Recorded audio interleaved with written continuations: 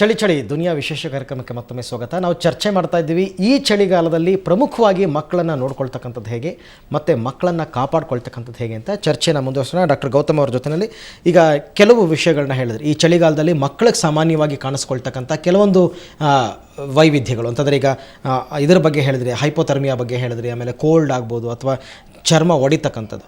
ಈಗ ಕೆಲವು ಪರ್ಟಿಕ್ಯುಲರ್ ಕ್ಯಾಟಗೋರಿನಲ್ಲಿ ಮಕ್ಕಳುಗಳಿಗೆ ಹುಟ್ಟತಾನೆ ಉಸಿರಾಟದ ತೊಂದರೆ ಇರುತ್ತೆ, ಅಂದರೆ ಆಸ್ತಮಾ ಇರ್ತಕ್ಕಂಥದ್ದು ಮತ್ತು ಹಾರ್ಟ್ ಪ್ರಾಬ್ಲಮ್ ಇರ್ತಕ್ಕಂಥದ್ದು, ಮತ್ತು ಕೆಲವರು ಈ ಮಾಲ್ ನ್ಯೂಟ್ರಿಷನ್ಗೆ ಒಳಗಾಗಿ ತುಂಬ ವೀಕ್ ಆಗಿರ್ತಕ್ಕಂಥ ಮಕ್ಕಳು. ಇಂಥ ಮಕ್ಕಳು ಐ ಥಿಂಕ್ ಈ ಚಳಿಗಾಲದಲ್ಲಿ ಸ್ವಲ್ಪ ತುಂಬಾ ಜಾಗರೂಕತೆಯಿಂದ ನೋಡ್ಕೊಳ್ಬೇಕಾಗುತ್ತಾ ಅಂತ ನೀವೇನು ಹೇಳ್ತೀರಾ? ಹೌದು, ತುಂಬ ಜಾಗೃತಿಯಿಂದ ನೋಡಬೇಕಾಗತ್ತೆ. ಇವಾಗ ಏನಂದರೆ ಅಸ್ತಮಾ ಇರೋ ಪೇಷಂಟು ಚಳಿಗೆ ಎಕ್ಸ್ಪೋಸ್ ಆದಾಗ, ಸೊ ಈಗ ಬ್ರಾಂಕೋ ಕನ್ಸ್ಟ್ರಿಕ್ಷನ್ ಅಂದರೆ ಈಗ ಉಸಿರಾಟದ ಒಂದು ಏನು ನಾಳ ಇರುತ್ತೆ ಇನ್ನೂ ಕುಗ್ಗು ಹೋಗುತ್ತೆ. ಸೊ ಅವಾಗ ಏನಾಗುತ್ತೆ, ಉಸಿರಾಟದ ತೊಂದರೆ ಇನ್ನೂ ಜಾಸ್ತಿ ಆಗ್ಬೋದು. ಸೊ ಆದ್ದರಿಂದ ಚಳಿಗಾಲದಲ್ಲಿ ಈ ಅಸ್ತಮಾ ಇರುವಂಥ ಪೇಷಂಟ್ ಅಥವಾ ರೆಸ್ಪಿರೇಟರಿ ಪ್ರಾಬ್ಲಮ್ ಇರುವಂಥ ಪೇಷಂಟ್ನ ತುಂಬ ನಾವು ಕೇರ್ಫುಲ್ಲಾಗಿ ನೋಡ್ಕೋಬೇಕಾಗತ್ತೆ. ಸೊ ಮಗುನ ವಾರ್ಮ್ ಆಗಿಡಬೇಕು. ಏನೇ ಪ್ರಾಬ್ಲಮ್ ಬಂದಲ್ಲ ಅಂದರೆ ಎಳ್ತಾ ಬರುತ್ತೆ. ಅಸ್ತಮಾ ಅಂದರೆ ಎಳ್ತಾ, ಸಾಮಾನ್ಯವಾಗಿ ಎಲ್ಲರೂ ಮಾತಾಡೋ ಭಾಷೆಯಲ್ಲಿ ಎಳ್ತಾ ಅಂತೀವಿ. ಈ ಪಕ್ಕೆಗಳು ಜೋರಾಗಿ ಎಳಿತಾ ಇರುತ್ತೆ. ಆ ಪಕ್ಕೆಗಳು ಜೋರಾಗಿ ಎಳಿತಾ ಇರಬೇಕಾದ್ರೆ ತಕ್ಷಣ ನೀವು ಮೆಡಿಕಲ್ ಅಟೆನ್ಷನ್ ತೊಗೊಳ್ಳೋದು ಒಳ್ಳೆಯದು. ನೀವೇ ಸೆಲ್ಫ್ ಟ್ರೀಟ್ಮೆಂಟ್ ಮಾಡೋದಾಗಲಿ, ಸುಮ್ಮನೆ ಮನೆಯಲ್ಲಿರೋ ಯಾವುದೋ ಯಾವುದೋ ಒಂದು ಸಿರಪ್ ಹಾಕೋದಾಗಲಿ ಮಾಡಬಾರ್ದು. ಅಲ್ಲಿಂದ ತಾಳ್ಮೆನ ಕಳ್ಕೊಬಾರ್ದು.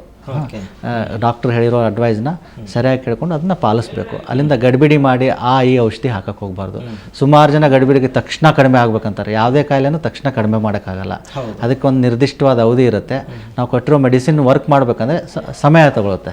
ಅದಕ್ಕೆ ಒಂದು ಇದು ಇರುತ್ತೆ, ಪ್ರಾಪರ್ ಇದು ಇರುತ್ತೆ. ಅಲ್ಲಿಂದ ಕೊಟ್ಟಿರುವಂಥ ಮೆಡಿಕೇಷನ್ನ ಸರಿಯಾಗಿ ಹಾಕಬೇಕು. ಈಗ ಪೇರೆಂಟ್ಸ್ ಏನು ಮಾಡ್ತಾರೆ, ನಾವು ಒಂದು 5 days ಅಂತೇಳಿ ಒಂದು ಆ್ಯಂಟಿಬಯೋಟಿಕ್ ಬರ್ಕೊಟ್ಟಿರ್ತೀವಿ, ಅದನ್ನು ಒಂದು 2 days ಹಾಕ್ತಾರೆ. ಕಡಿಮೆ ಆದ ತಕ್ಷಣ ಸುಮ್ಮನೆ ಆಗ್ಬಿಡ್ತಾರೆ. ಫಾಲೋ ಅಪ್ಗೂ ಬರಲ್ಲ, ಅದನ್ನು ಕೇಳೋದೇ ಇಲ್ಲ. ಆಮೇಲೆ ಒಂದು 15 ದಿವಸ ಆದಮೇಲೆ ಬರ್ತಾರೆ, ಮತ್ತೆ ಜ್ವರ ಬಂದಿದೆ ಅಂತ. ಇದು ರಿಕರೆನ್ಸ್ ಆಫ್ ಇದು ಆಗುತ್ತೆ, ಇನ್ಫೆಕ್ಷನ್.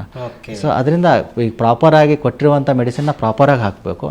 ಅಲ್ಲಿಂದ ಅದನ್ನು ಏನಂದರೆ ಅನ್ನೆಸರಿ ಅಂದರೆ ಈಗ ನೆಕ್ಸ್ಟ್ ಟೈಮ್ ಏನಾಗುತ್ತೆ, 1-2 ತಿಂಗಳಾದಮೇಲೆ ಸೇಮ್ ಜ್ವರ ಬರುತ್ತೆ, ಬಂದ ತಕ್ಷಣ ಸೇಮ್ ಪ್ರಿಸ್ಕ್ರಿಪ್ಷನ್ ಇಟ್ಕೊಂಡು ಅದನ್ನೇ ಫಾಲೋ ಮಾಡ್ತಾರೆ. ಬಟ್ ಅದನ್ನು ಮಾಡಬಾರ್ದು. ಅದು ಮಾಡೋದ್ರೆಲ್ಲ ಮೆಡಿಕೇಶನ್ ಬಗ್ಗೆ ಹೇಳಿದ್ರಲ್ಲ, ನಾನು ನೋಡಿರ್ತಕ್ಕಂಥದ್ದು ಅಂದರೆ ಈಗ ಸಾಮಾನ್ಯವಾಗಿ ಮಕ್ಕಳುಗಳು ಮನೆಯಲ್ಲಿ ಹಠ ಮಾಡ್ತವೆ, ಮಾತಾಡೋದಕ್ಕೆ ಬರಲ್ಲ, ಹೊಟ್ಟೆ ನೋವ್ತಾ ಇದೆಯಾ, ತಲೆ ನೋವ್ತಾ ಇದೆಯಾ, ಹಸುವಾಗ್ತಾ ಇದೆಯಾ, ಏನು ಹೇಳ್ಕೊಳಕ್ಕೆ ಗೊತ್ತಾಗಲ್ಲ. ಸೊ ಮನೆಯಲ್ಲಿ ಕೆಲವು ಪರ್ಟಿಕ್ಯುಲರ್ ಮೆಡಿಸಿನ್ ಇಟ್ಕೊಂಡ್ಬಿಟ್ಟಿರ್ತಾರೆ. ಒಂಚೂರು ಮೈ ಬೆಚ್ಚಗಾಯ್ತು ಅಂದರೆ ಕಾಲ್ಪಾಲ್ ಹಾಕೋದು, ಆಯ್ತಾ, ಕೋಲ್ಡ್ ಆಯಿತು ಅಂತಂದರೆ ವಿಕೋರಿಲ್ ಆಗೋದು. ಹೀಗೆ ಒಂದೊಂದು ಮೆಡಿಸಿನ್ಗಳು ಅವರೇ ರೆಡಿ ಮಾಡಿ ಇಟ್ಕೊಂಡ್ಬಿಟ್ಟಿರ್ತಾರೆ, ಫ್ರಿಡ್ಜಲ್ಲಿ ಎಲ್ಲ ರೆಡಿ ಇರುತ್ತೆ. ಸೊ ಅವರೇ ತಗೋತಾರೆ, ಒಂದು ಸ್ವಲ್ಪ ಹಾಕ್ಬಿಡ್ತಾರೆ. ಇದು ತಪ್ಪು ಪದ್ಧತಿ. ಹ್ಯಾಬಿಟ್ ತುಂಬ ತಪ್ಪು. ಯಾಕಂದರೆ ಇದರಿಂದ ನಿಮ್ಮ ಮಗುವಿನ ಮೇಲೆ ದುಷ್ಪರಿಣಾಮಗಳಾಗುತ್ತೆ ಹೊರತು ಒಳ್ಳೇದಾಗಲ್ಲ.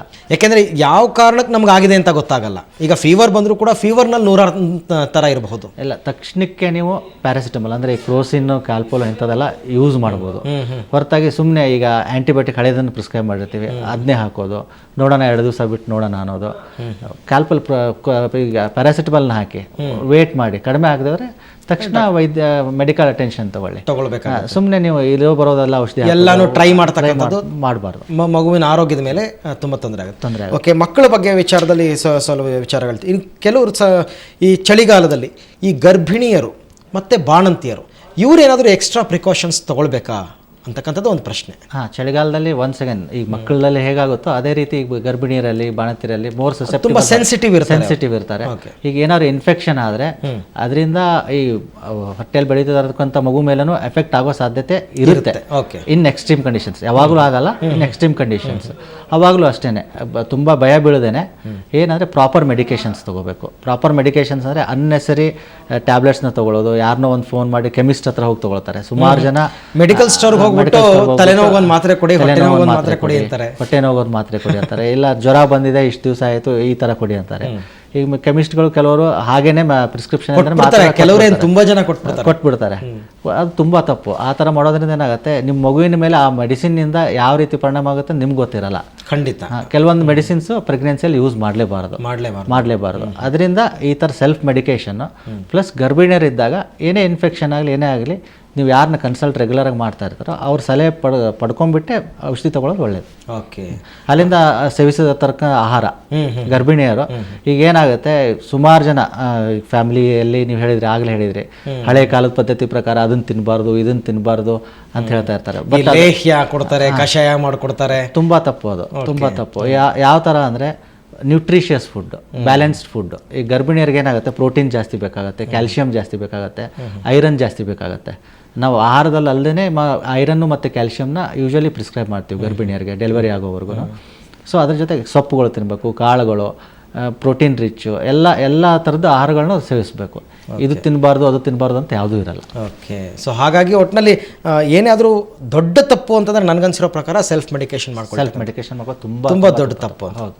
ಓಕೆ. ಯಾವುದು ಆಮೇಲೆ ಇನ್ನು ಕೆಲವರು ಅಡಿಕ್ಟ್ ಆಗಿಬಿಟ್ಟಿರ್ತಾರೆ, ಮಕ್ಕಳಿಗಾಗಲಿ ದೊಡ್ಡವರಾಗಲಿ. ಅವ್ರ ಮನೆಯಲ್ಲೇ ಒಂದು ಮಿನಿ ಇದಿರುತ್ತೆ, ಮೆಡಿಕಲ್ ಸ್ಟೋರ್ ಇರುತ್ತೆ.